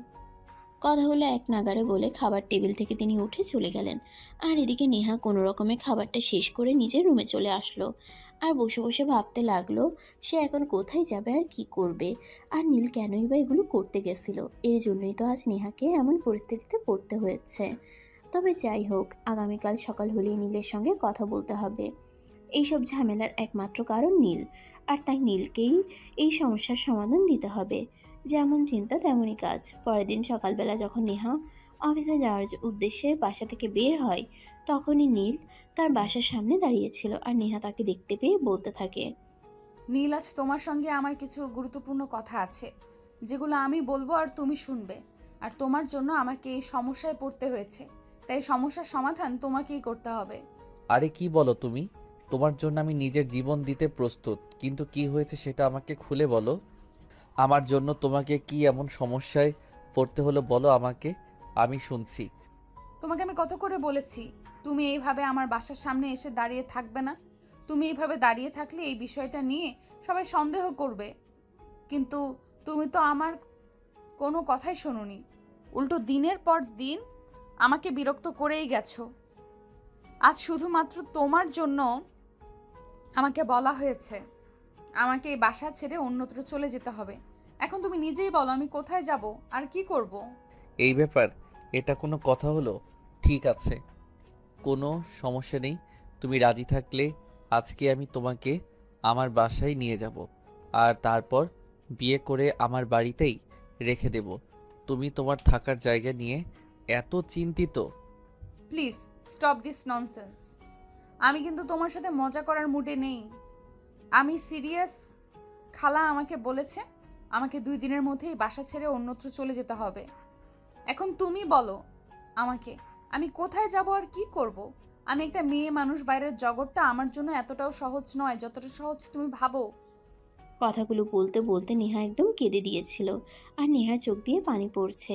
এই দৃশ্যটা নীল কোনোভাবেই মেনে নিতে পারছিল না, তাই সে রাস্তার মাঝখানেই নেহাকে জড়িয়ে ধরে বলতে থাকে, প্লিজ নেহা, কান্নাটা বন্ধ করো। তোমার চোখের পানি আমার একদমই সহ্য হবে না। তুমি তোমার কান্না বন্ধ করে আমাকে এইটা বলো যে তোমার কি চাই, কি লাগবে। তুমি আমার কাছে যা চাইবে আমি তোমাকে তাই দেব। তুমি যদি আমার কাছে আকাশের ওই চাঁদটাও চাও, তাহলে আমি সেটাও তোমার হাতে এনে দেওয়ার চেষ্টা করব। নীল, আমার বাবা বেঁচে নেই, বাড়িতে আমার অসুস্থ মা, তার সঙ্গে আমার ছোট ভাই, তাদের দুজনের খরচ আমাকে চালাতে হয়। সংসারের দায়িত্ব আমার উপর। জীবনটা আমার জন্য কতটা কঠিন সেটা তুমি বুঝবে না। আমার জন্য যদি তোমাকে এই সমস্যায় পড়তে হয়ে থাকে তাহলে আই এম সো সরি, কিন্তু তোমাকে আমি সমস্যার মধ্যে বেশি দিন রাখবো না। আচ্ছা, একটা কাজ করা যায় না? দেখো, আমি যে তোমাকে ভালোবাসি, আর আমরা ভবিষ্যতে আল্লাহ চাইলে বিয়ের মতো পবিত্র সম্পর্কে আবদ্ধ হতে পারি। তাই আমি তোমাকে এই অফারটা করছি। তোমার যদি আমার অফারটা পছন্দ হয় তাহলে ভালো। আগে বলো তুমি আমাকে কি অফার করতে চাও, তারপর যদি সেটা আমার পছন্দ হয় তো আমি একসেপ্ট করব, আর যদি আমার পছন্দ না হয় তাহলে তো আর আমার কিছুই করার থাকবে না। আমরা লিভ টুগেদার করতে পারি। তোমার কথার মানে আমি বুঝতে পারলাম না। তুমি আমাকে কি বলতে চাইছো? সরাসরি একটু খুলে বলো, তাহলে আমার বুঝতে সুবিধা হবে। খুবই সিম্পল। ধরো আমরা দুজনে একটা ফ্ল্যাট নিলাম আর সেখানে থাকলাম। 1 সপ্তাহ তুমি রান্না করলে, 1 সপ্তাহ আমি রান্না করলাম। এভাবে দুজনে মিলেমিশে থাকলাম। তোমার আইডিয়াটা মন্দ না, কিন্তু আমি তোমাকে একটা কথা বলতে চাই। লিভ টুগেদারের মানে আমি মোটামুটি বুঝি, একেবারে যে বুঝি না তা কিন্তু নয়। তবে হ্যাঁ, আমরা কিন্তু একই রুমে থাকবো না, আমরা একই ফ্ল্যাটে আলাদা 2টো বেডরুমে থাকবো। ওকে, আমি রাজি, আমার কোনো প্রবলেম নেই। আর হ্যাঁ, তোমাকে তো বাসা থেকে মাত্র 2 দিন সময় দেওয়া হয়েছে, আজ আর কাল। তাহলে একটা কাজ করো, তুমি অফিসে চলে যাও, আমি আজ আর অফিসে যাব না। আমি আজকাল 2 দিনের মধ্যেই আমাদের দুজনের জন্য 2 কামরার একটা ফ্লাইট বুকিং করে নেব। অতঃপর আচ্ছা ঠিক আছে এই কথা বলে নেহা অফিসে চলে গেল, আর নীল বের হয়ে গেল তাদের স্বপ্নের ফ্ল্যাট খুঁজতে। সারাদিন নীল সারা শহরে ঘোরাঘুরি করলো, কিন্তু কোথাও সেরকম ফ্ল্যাট খুঁজে পেল না। কিন্তু নীল ব্যর্থ হওয়ার মতো ছেলে নয়, তাই সে সন্ধ্যাবেলায় নেহাকে কল করে আর বলে, নেহা, আজকে তো সেরকম কোনো ব্যবস্থা করতে পারলাম না, তবে তুমি কোনো চিন্তা করো না। আগামীকালকের মধ্যে আমি নিশ্চয়ই কোনো একটা ব্যবস্থা করে ফেলবো। তুমি কিন্তু এ ব্যাপারে একদম কোনো চিন্তা করবে না। তুমি আমার উপর ভরসা করো। ঠিক আছে, সমস্যা নেই। আমি তোমাকে আগামীকালকের দিনটা সময় দিলাম, কিন্তু একটা কথা মনে রেখো, আগামীকালকের দিনটাই কিন্তু শেষ। কারণ তুমি খুব ভালো করেই জানো কালকে সন্ধ্যার পর আমাকে আর এই বাড়িতে ঢুকতে দেওয়া হবে না। হ্যাঁ, সেটা আমি খুব ভালো করেই জানি, আর তাই তো আমি চেষ্টা করছি। তুমি কোনো চিন্তা করো না, আল্লাহর সহায় থাকলে আমাদের একটা ব্যবস্থা নিশ্চয়ই হয়ে যাবে। অতঃপর কথা শেষ করে দুজনেই ফোন কেটে দিল, আর নেহা নিজের কাজকর্ম শেষ করে রাতের খাবার খেয়ে ঘুমিয়ে পড়ল। এদিকে নীল তার মায়ের সঙ্গে কথা বলতে মায়ের বেডরুমে গেল। কি ব্যাপার, আমার ছেলেটার কি হয়েছে? সে তো সচরাচর আমার বেডরুমে আসে না। আজকে কোনো সমস্যা হয়েছে নাকি, যেটার জন্য আমার কাছে এসেছে? মা, আসলে সেরকম কোনো ব্যাপার নয়। আমি তোমার সঙ্গে একটা কথা বলতে এসেছি। দেখো, আমি চিন্তা করেছি এখন থেকে আর বাসায় থাকবো না। তোমরা তো খুব ভালো করে জানো আমি ছোটোখাটো একটা চাকরি নিয়েছি। তাই আমি সিদ্ধান্ত নিয়েছি আমি আমার মতো করে আলাদা একটা ফ্ল্যাটে থাকবো। এটা কোনো কথা বাবা? আমি তো তোর এই কথাটাকে সাপোর্ট করতে পারছি না, কারণ তুই আমাদের একমাত্র সন্তান। আমাদের এই পুরো বাড়িটা আর যা সম্পদ আছে সব কিছুর একমাত্র উত্তরাধিকারী তুই। আর তুই কেন চাকরি করছিস সেটাই আমি বুঝতে পারছি না। আমাদের কিসের কমতি আছে? আলহামদুলিল্লাহ, তোর বাবা যা কামাই করেছে 7 পুরুষ বসে খেয়েও শেষ করতে পারবে না। দেখো মা, জীবনে টাকা পয়সা অর্থ সম্পদ এগুলো দিয়ে সব কিছু হয় না। জীবনে নিজেকে ভালো রাখার জন্য মাঝে মধ্যে অন্য কিছু করারও প্রয়োজন আছে। তাই আমি একটু ডিফারেন্ট ওয়ে খুঁজে নিয়েছি। আমি চাকরি করছি আর আলাদা ফ্ল্যাটে থাকবো, এটাই আমার সিদ্ধান্ত। আমি তোমাদের কাছ থেকে অনুমতি নিতে আসিনি, শুধু জানাতে এসেছি আমার জন্য কোনো টেনশন করো না, আমি ভালো থাকবো। আর হ্যাঁ, তোমাদের একটা কথা বলে যাচ্ছি, আমি ফিরে আসব, অবশ্যই ফিরে আসব। আমি যেই উদ্দেশ্য নিয়ে বাসা থেকে বের হচ্ছি, সেই উদ্দেশ্য যেদিন সফল হবে সেদিন আমি অবশ্যই বাসায় ফিরে আসব। আচ্ছা বাবা, ঠিক আছে, কোনো সমস্যা নেই। তুই যদি আমাদের থেকে দূরে গিয়ে ভালো থাকতে পারিস তাহলে আমাদের কোনো সমস্যা নেই। তবে হ্যাঁ, একটা কথা, তোকে কিন্তু প্রতি সপ্তাহে এসে আমার সাথে দেখা করে যেতে হবে। তা না হলে কিন্তু আমি খুব কষ্ট পাবো, কারণ তুই আমার একমাত্র সন্তান। তোকে দূরে রাখতে এমনিতেই আমার কষ্ট হচ্ছে, কিন্তু তুই যখন বলছিস তুই কিছু পাওয়ার জন্য যাচ্ছিস, তাহলে আমি তোকে আটকাবো না। অতঃপর নীল তার মায়ের সঙ্গে কথা বলা শেষ করে মায়ের আশীর্বাদ নিয়ে রুম থেকে বের হয়ে পড়ে। পরের দিন সকাল হতেই নাস্তা করে নীল আবারও বের হয়ে পড়ে, কিন্তু সেদিন তাকে আর খুব বেশি সময় ঘোরাঘুরি করতে হলো না। সে তার স্বপ্নের ফ্ল্যাটের ঠিকানা খুঁজে পেল, আর সেখানে কথাবার্তা বলে একদম বুকিং কনফার্ম করে তারপর বের হয়ে এসে সঙ্গে সঙ্গে নেহাকে ফোন দিল। নেহা, আমি আমাদের স্বপ্নের ফ্ল্যাটের ঠিকানা খুঁজে পেয়েছি আর বুকিংও কনফার্ম করে ফেলেছি। আর হ্যাঁ, তুমি কি তোমার সব কিছু গুছিয়ে রেখে এসেছো? হ্যাঁ, আমি আজ সকালেই সব কিছু গুছিয়ে রেখে তারপর বাসা থেকে বের হয়েছি। কারণ তুমি যদি আজ বাসা খুঁজে নাও পেতে, তাও আমাকে ওই বাসা থেকে বের হয়ে যেতে হতো। তাই আর কোনো রিস্ক না নিয়ে আমি সব কিছু গুছিয়ে রেখে তারপর বাসা থেকে বের হয়ে এসেছি। ওকে, সমস্যা নেই, আমি এখন আমার বাসায় চলে যাচ্ছি আর আমার প্রয়োজনীয় জিনিসপত্রাদি গুছিয়ে নিয়ে তারপর একটা ট্যাক্সি ভাড়া করে নিয়ে তোমার বাসার সামনে চলে আসব। তুমি কিন্তু আমার জন্য অপেক্ষা করবে, আমি নিজেই তোমাকে তুলে নেব। ওকে, সমস্যা নেই। তাহলে আজ অফিস থেকে বসকে বলে একটু আগে ভাগেই বের হয়ে যেতে হবে, কারণ নতুন জায়গায় সব কিছু গোছগাছ করতে হবে। তারপর আগামীকাল আবার ডিউটি আছে। এই কথা বলতে বলতে নেহা ফোনটা কেটে দেয়, আর এদিকে দেখতে দেখতে বিকেল হতে চলে। তাই নেহা বসের কেবিনে যায়, বসের কাছে কথা বলে ছুটি নিতে।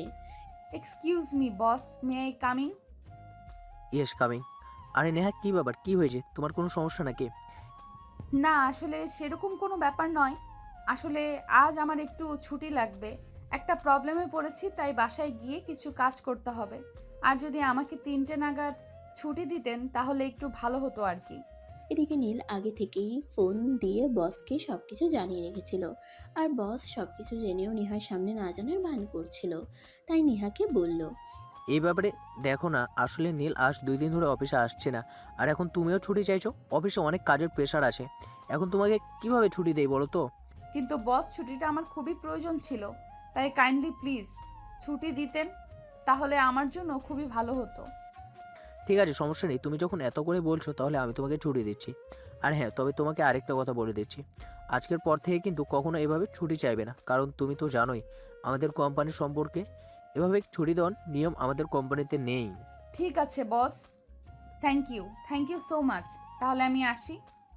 এই কথা বলতে বলতে নেহা বসের কেবিন থেকে বের হয়ে নিজের কেবিনে চলে আসে। আর এদিকে কিছুক্ষণ পর অফিস থেকে বের হয়ে বাসায় চলে আসে নেহা। লাগেজপত্র নিয়ে নিজের রুম থেকে বের হচ্ছিল, এমন সময় তার খালা এসে সামনে দাঁড়ায় আর তাকে বলতে থাকে, কি ব্যাপার নেহা, তুই কি সত্যি সত্যি আমাদের বাসা ছেড়ে চলে যাচ্ছিস? হ্যাঁ খালা, তোমরা যখন আমাকে তোমাদের বাড়িতে থাকতে দিবে না, তাহলে আমি থাকবো কি করে? আমাকে তো আমার ঠিকানা খুঁজে নিতেই হবে। তাছাড়া একটা কথা আমি খুব ভালো করেই বুঝতে পেরেছি, পৃথিবীতে কেউ কারো আপন হয় না, সবাই নিজেদের প্রয়োজন আর আত্মসম্মান নিয়ে ভালো থাকতে চায়। ঠিক আছে, তোমাদের আমি কখনোই কোনো দোষ দিব না। তোমরা আমাকে ভালো কিছুই দিয়েছো, যাই হোক, আমি আসছি। পারলে আমার জন্য দোয়া করো, যেন ভবিষ্যতের দিনগুলোতে ভালো কিছু করতে পারি। এই বলে নেহা তার খালাকে আর কোনো কথা বলার সুযোগ না দিয়ে সেখান থেকে বের হয়ে চলে গেল। বাসার সামনে দাঁড়িয়ে নীলের জন্য অপেক্ষা করছিল। প্রায় 10 মিনিট পর নীল সেখানে এসে পৌঁছালো। তারপর নেহার লাগেজ আর ব্যাগপত্র গাড়িতে তুলে নিল। তারপর তারা চলে গেল তাদের স্বপ্নের ঠিকানায়। ফ্ল্যাটে পৌঁছিয়ে নেহা নীলকে বলতে থাকে, নীল দাঁড়াও, আমি আগে আমার রুমটা পছন্দ করে নেই, তারপর যেটা থাকবে সেটা তো তুমি থাকবে। কারণ একটা কথা জানো তো, ladies first. Okay my dear, কোনো সমস্যা নেই। তোমার যেটাতে পছন্দ হয় তুমি সেটাতেই থাকতে পারো, তাতে আমার কোনো আপত্তি নেই। আমি ছেলে মানুষ, আমার একটাতে থাকতে পারলেই হলো। এই কথা শুনে নেহা তৎক্ষণাৎ রুমগুলো খুঁটিয়ে খুঁটিয়ে দেখতে লাগলো। তারপর নিজের জন্য ব্যালকনি সহ যে রুমটা ওটা পছন্দ করে নিল। আর অপোজিটে যে রুমটা ছিল ওটার পাশে কোনো ব্যালকনি ছিল না, তাই ওটাতে নীলকে থাকতে দিল। অতঃপর যে যার যার রুমে গিয়ে নিজেদের মতো নিজেদের রুমটা গুছিয়ে নিল। ভোজ কাজ শেষ হতে রাত প্রায় 10টা বেজে গেল। তারপর দুজনে ড্রয়িং রুমে এসে বসলো। তখন নীল নেহাকে বলতে থাকলো, দেখো নেহা, এখন তো অনেক রাত হয়ে গেছে, 10টার উপরে বাজে, আর আমাদের পেটেও খুব ক্ষুধা লেগেছে। এখন একটা কাজ করা যাক, আজকে তো প্রথম দিন, চলো আমরা বাইরে থেকে কিছু খেয়ে আসি। কালকে থেকে রান্না করে খাওয়া যাবে। আর হ্যাঁ, 1 সপ্তাহ তুমি রান্না করবে, 1 সপ্তাহ আমি। এখন কে আগে রান্না করবে আর কে পরে রান্না করবে সেটা তুমি ঠিক করো। এইভাবে আমার প্রবলেম হবে। একটা কাজ করা যায়, সকালে আমি রান্না করি আর রাতে তুমি, নয়তো সকালে তুমি আর রাতে আমি। ঠিক আছে, এতে আমার কোনো প্রবলেম হবে না। তাহলে একটা কাজ করো, সকালে আমার ঘুম ভাঙতে একটু লেট হয়, সকালের রান্নাটা তুমি করে নিও, আর রাতের রান্নাটা না হয় আমি করে নেব। তবে এখন বাইরে কিছু খেতে চলো, আমার পেটে খুব ক্ষুধা পেয়েছে। এই বলে দুজন বাসার পাশেই একটা রেস্টুরেন্টে চলে গেল রাতের খাবার খেতে। রাতের খাওয়া দাওয়া শেষ হলে দুজনে যার যার রুমে গিয়ে ঘুমিয়ে পড়ল। পরের দিন সকাল হতে না হতেই নেহা ঘুম থেকে উঠে গিয়ে রান্নার কাজ শেষ করে নিল। এদিকে অফিস টাইম আর মাত্র আধ ঘন্টা বাকি আছে। নীলা এখনও দরজা বন্ধ করে রুমে ঘুমোচ্ছে, তাই নেহা তার রুমের দরজায় নক করতে শুরু করলো। এই নীল, কি ব্যাপার, কি হলো তোমার? তুমি এখনো ঘুম থেকে উঠছো না কেন? অফিসের টাইম তো হয়ে গেছে, এখনই আমাদের অফিসে যেতে হবে। আর মাত্র 30 মিনিট সময় বাকি আছে। নাকি তুমি আজ অফিসে যাবে না? নেহার গলার আওয়াজ শুনতে পেয়ে নীল ধরফর করে উঠে বসলো আর তাড়াতাড়ি রুমের দরজা খুলে বাইরে এসে নীল নেহাকে বলতে থাকে, আরে এটা তুমি কি করলে? সকাল 7:30 বেজে গেছে আর এখন তুমি আমাকে ডাকতে এসেছো? তুমি আরও আগে আমাকে কেন ঘুম থেকে উঠালে না? আমি তো তোমাকে বলেছিলাম আমি সকালবেলা ঘুম থেকে উঠতে পারি না। এটা তো তোমার মাথায় রাখা উচিত ছিল নাকি? আরে বাবা, তুমি আমাকে কেন দোষারোপ করছো? আমি তো সেই সকালে ঘুম থেকে উঠে ফ্রেশ হয়ে রান্না করেছি। আর আমি তো ভেবেছিলাম তুমি ফ্রেশ হয়ে নাস্তার টেবিলে জয়েন করবে, কিন্তু আমি নাস্তার টেবিল গুছিয়ে রেখেও দেখি তুমি এখনো ঘুম থেকে ওঠোনি। তাই তোমাকে ডাকলাম, এখন কথা না বাড়িয়ে তাড়াতাড়ি ফ্রেশ হয়ে আসো। আচ্ছা বাবা, ঠিক আছে, আমি এক্ষুনি আসছি। তুমি নাস্তা শুরু করে দাও, তা না হলে আবার তোমার লেট হয়ে যাবে। তুমি তো আবার খাবার খেতে অনেক সময় নাও। হ্যাঁ, সেই জন্যই তো আমি একটু আগে ভাগেই শুরু করি। আচ্ছা ঠিক আছে, এখন তুমি কোনো কথা না বলে তাড়াতাড়ি আসো, তা না হলে কিন্তু সত্যি সত্যি লেট হয়ে যাবে। অতঃপর নীল ফ্রেশ হয়ে এসে নাস্তার টেবিলে জয়েন করে। তারপর তাড়াতাড়ি নাস্তা শেষ করে রেডি হয়ে দুজনে অফিসে চলে যায়। দুজন একসঙ্গে অফিসে প্রবেশ করেছে সেটা অফিসের বস দেখে। আর কিছুক্ষণ পর বস নীলকে নিজের কেবিনে ডাকে আর জিজ্ঞাসা করে, কী ব্যাপার স্যার, আমি বুঝতে পারছি না কিছুই। আজ নেহা আর আপনি একসঙ্গে?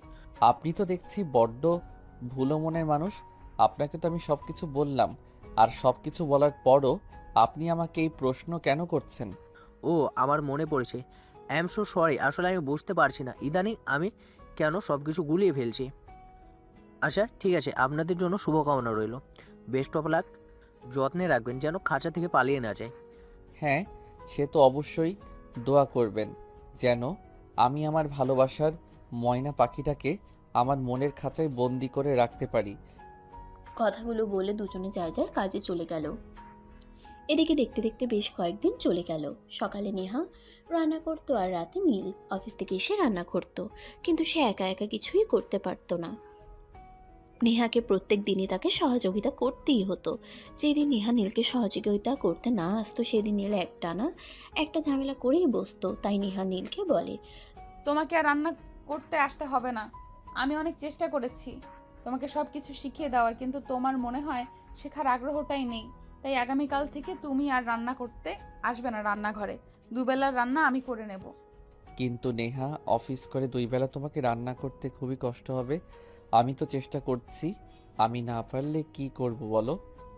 আর হ্যাঁ, আমার কাজ যদি তোমার পছন্দ না হয় সেটা তুমি আমাকে বলতে পারো, তাহলে প্রতিদিন রাতের খাবারটা বাইরে থেকে আনার ব্যবস্থা করব। বললাম তো সেটার কোনো প্রয়োজন হবে না, আর আমার কোনো সমস্যা হবে না। আমি 2 বেলা রান্না করতে পারবো। যখন খালার বাসায় ছিলাম তখন এতগুলো মানুষের 2 বেলা রান্না করতাম, আর এখন এই 2জন মানুষের জন্য এই 2 বেলা রান্না করতে পারবো না। আমার কোনো সমস্যা হবে না, আমি ঠিক করে নিতে পারবো। তারপর নীল আর কিছু বলতে চাইলেও নেহা তাকে সেই সুযোগ না দিয়ে সেখান থেকে চলে গেল। আর পরের দিন থেকে দুবেলার রান্না নেহাই করত। নীল মাঝে মাঝে থেকে টুকিটাকি সাহায্য করত, কিন্তু সকালবেলা নীল কোনোভাবেই ঘুম থেকে উঠতে পারতো না। তাই প্রতিদিন রান্না শেষ করে নেহাকে নীলকে ঘুম থেকে জাগিয়ে তুলতে হতো, নয়তো অফিস যেতে লেট হয়ে যেত। এভাবেই চলতে থাকলো দিন। আজ শুক্রবার, অফিস বন্ধ, তাই একটু দেরি করেই নেহা ঘুম থেকে উঠেছে। ঘুম থেকে উঠে দেখে নীল ড্রয়িং রুমে বসে আছে। তাকে ড্রয়িং রুমে বসে থাকতে দেখে নেহা প্রশ্ন করে, কি ব্যাপার, আজ এত সকালে ঘুম থেকে উঠলে যে? আজ তো অফিস বন্ধ, কোনো ব্যাপার আছে নাকি? না, আসলে সেরকম কিছু নাই। আসলে তোমাকে একটা কথা বলবো ভাবছিলাম। আজই তো শুক্রবার, অফিস বন্ধ, আর আমি যবে থেকে অফিসে চাকরি নিয়েছি সবে থেকেই দেখছি তুমি কখনো কোথাও ঘুরতে যাও না বা কোনো বন্ধুদের সঙ্গে আড্ডা দাও না। তাই ভাবছিলাম আজ তোমাকে নিয়ে একটু ঘুরতে বের হব, বাইরে ঘোরাঘুরি করলে মন ভালো থাকে। সেটা করার কোনো ইচ্ছে আমার নেই, কারণ আমি তো তোমাকে আমার ফ্যামিলির ব্যাপারে সব কিছুই বললাম। আর তুমি এটাও খুব ভালো করে জানো আমি কত টাকা স্যালারি পাই। তাই ফ্যামিলির দায়িত্ব সামলিয়ে আমাকে আর বাইরে ঘুরতে যাওয়াটা হয়ে ওঠে না। সেটা আমার সামর্থ্যের বাইরে, বুঝেছো? হুম, হ্যাঁ সেটা আমি জানি, আর ওটা কোনো সমস্যা নয়। আমি তোমাকে আমার পয়সায় ঘুরতে নিয়ে যাব, তোমার পকেট থেকে 1 পয়সাও খরচ করতে হবে না। অ্যাজ এ ফ্রেন্ড হিসেবে তোমার জন্য এইটুকু করতেই পারি। তোমার বয়ফ্রেন্ড, তুমি তোমার বয়ফ্রেন্ড নাই ভাবতে পারো। এটা ঠিক যে আমি তোমাকে বন্ধু ভাবি, কিন্তু বয়ফ্রেন্ড হিসেবে আমি এখনো তোমাকে একসেপ্ট করতে পারিনি। ঠিক আছে, প্রবলেম নেই, তুমি ওয়েট করো, আমি ব্রেকফাস্ট বানিয়ে নেই, তারপর দেখা যাক। না, সেটার কোনো প্রয়োজন নেই। আমরা দুজনে আজ 3 বেলার খাবারই বাইরে খাবো। এখন নেহা কিছু বলতে চাইলেও নীল তাকে আর সেই সুযোগ দিল না। তাইলে আর কিছু না বলে নিজের রুমে চলে গেল আর ফ্রেশ হয়ে রেডি হয়ে নীলের সঙ্গে বাইরে চলে গেল। সারাদিন দুজনে একসঙ্গে সময় কাটালো। তখন প্রায় সন্ধ্যা হবে হবে। নেহা, তোমাকে একটা কথা বলতে চাই, ইফ ইউ ডোন্ট মাইন্ড। হ্যাঁ শিওর, কেন নয়, বলো কি বলবে। নেহা, তোমার সঙ্গে পরিচয় তো আমার অনেক দিনই হলো, আর প্রায় 2 মাস ধরে দুজনে একসঙ্গে রয়েছি। এখন বলো, আমাকে কোন দিক থেকে তোমার প্রেমিক কিংবা স্বামী হওয়ার জন্য অযোগ্য বলে মনে হয়? নীল, আমি স্ট্রেট ফরওয়ার্ড একজন মানুষ, তাই আমি তোমাকে বলে দিচ্ছি তুমি সব দিক থেকেই পারফেক্ট, যে কোনো মেয়ের প্রেমিক কিংবা স্বামী হওয়ার জন্য উপযুক্ত একটা ছেলে। কিন্তু আমি তোমাকে এখনো পর্যন্ত সেই চোখে দেখিনি, কারণ আমি আমার পরিবারের একমাত্র উপার্জন সক্ষম ব্যক্তি, যার ওপর পুরো পরিবারের দায়িত্ব। তাই আমি তোমাকে কখনোই সেই চোখে দেখতে পারিনি। আমি এতদিন তোমার সঙ্গে থেকেছি শুধুমাত্র তোমার ভিতরের বিষয়টা বোঝার জন্য, আর আমি সব কিছু বুঝতে পেরেছি। আমি যদি তোমার পুরো পরিবারের দায়িত্ব নেই তাহলে কি তুমি আমাকে মেনে নেবে তোমার প্রেমিক পুরুষ কিংবা তোমার স্বামী হিসেবে? আরে তুমি কেন আমার ফ্যামিলির দায়িত্ব নিতে যাবে? আর এরকমটা কখনো হয় শুনেছো? একটা ছেলে তার প্রেমিকাকে নিজের করে পাওয়ার জন্য তার প্রেমিকার পরিবারের দায়িত্ব নেয়।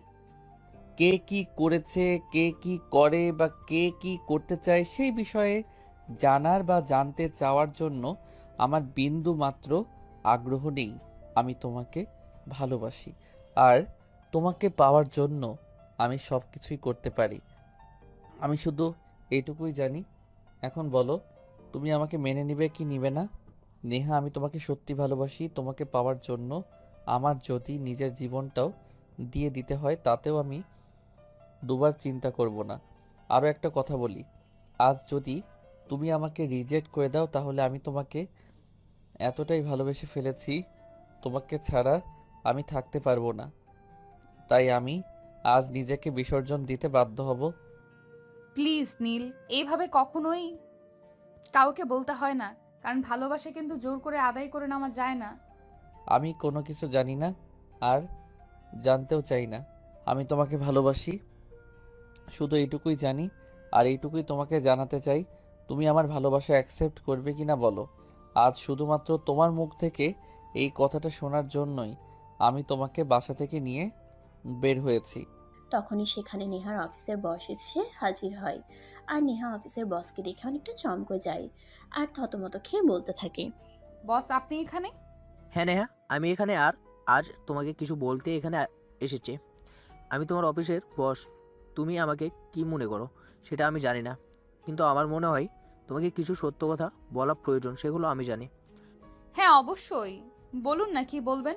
আপনি আমার অফিসের বস, আমি আপনাকে অনেক সম্মান আর শ্রদ্ধা করি।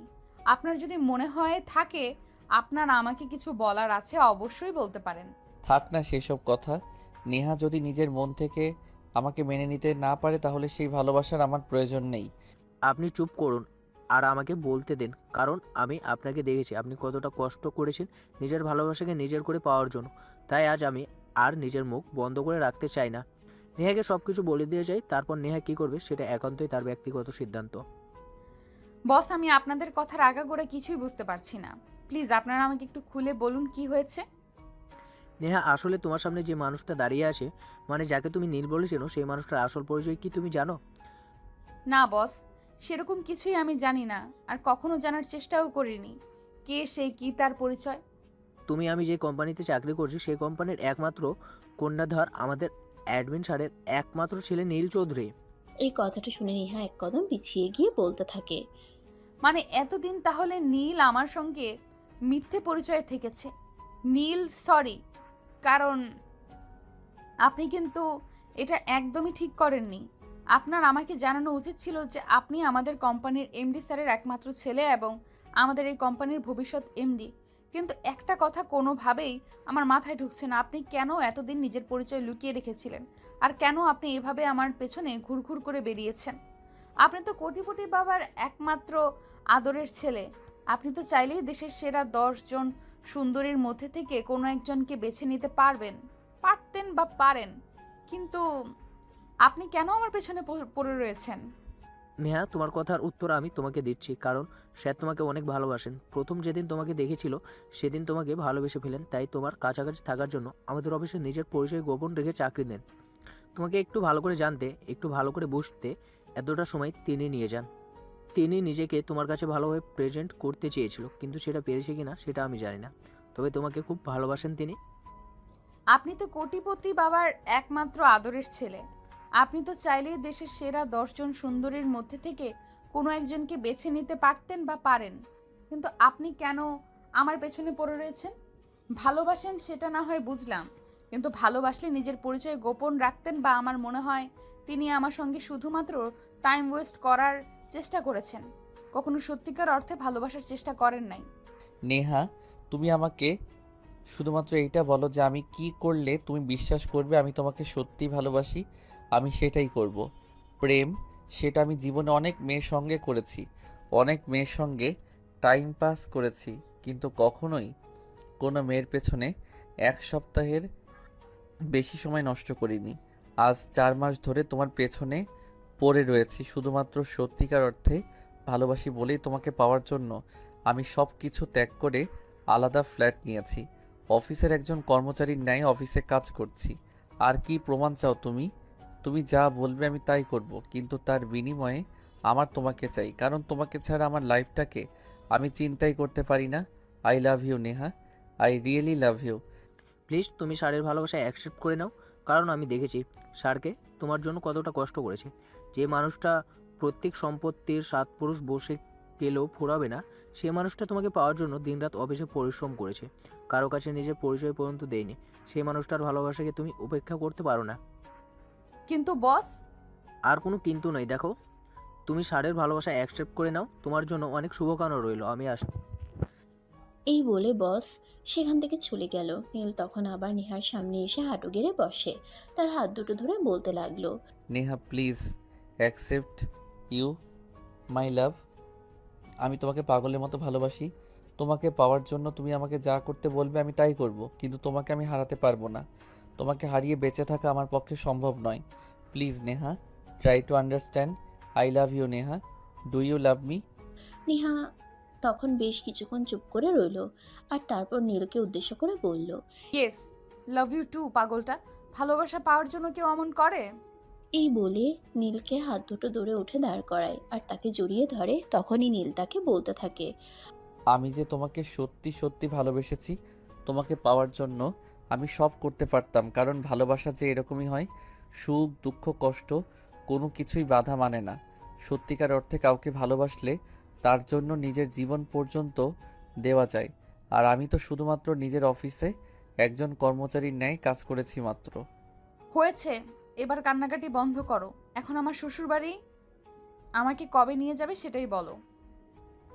তুমি চাইলে আজই আমি তোমাকে নিয়ে যাব। তাই নাকি? ঠিক আছে, তাহলে আজকেই নিয়ে চলো। ওকে, কোনো সমস্যা নেই, তুমি 1 মিনিট ওয়েট করো। আমি শুধু তোমার আম্মুকে ফোন দিয়ে বলে দিয়েছি তোমাকে নিয়ে বাসায় আসছি। আসসালামু আলাইকুম আম্মু, তোমাকে বলেছিলাম না আমি একটা উদ্দেশ্য নিয়ে বাসা থেকে বের হচ্ছি। যেদিন আমার উদ্দেশ্য সফল হবে সেদিনই আমি ফিরে আসব। আর আজ আমার উদ্দেশ্য সফল হয়েছে, আমি বাসায় আসছি। হ্যাঁ বাবা, তুই সত্যি বলছিস? তুই আজ বাসায় আসবি?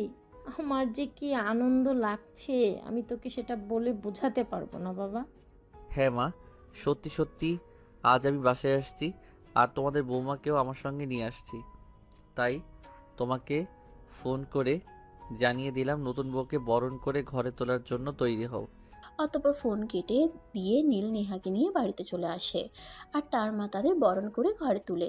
আর সেদিন রাত্রেই কাজী ডেকে বাসায় তাদের বিয়ে পড়ানো হয় এবং সমস্ত নিয়ম কানুন মেনে তাদেরকে বাসর ঘরে পাঠিয়ে দেওয়া হয়। রাত প্রায় 12টার মতো বাজে। নীল বাসর ঘরে প্রবেশ করে আর দরজাটা লাগিয়ে দেয়। তখনই নেহা বিছানা থেকে নেমে নীলকে সালাম করতে চায়। নেহা যেই না নীলের পা স্পর্শ করতে যাবে, তখনই নীল নেহাকে টান দিয়ে নিজের বুকের সঙ্গে জড়িয়ে নেয় আর বলতে থাকে, প্রিয়তমা, অনেক কষ্টের পর তোমাকে পেয়েছি। তোমার জায়গা আমার পায়ে নয়, সারা জীবন আমার বুকেই থাকবে। কারণ খুব ভালোবাসি যে তোমায়, সারা জীবন ভালোবেসে যেতে চাই। থাকবে তো সারা জীবন আমার হয়ে? সারা জীবন আমি তোমার হয়েই থাকবো। শুধু ভালোবাসা দিয়ে আগলে রেখো, তাহলেই হবে।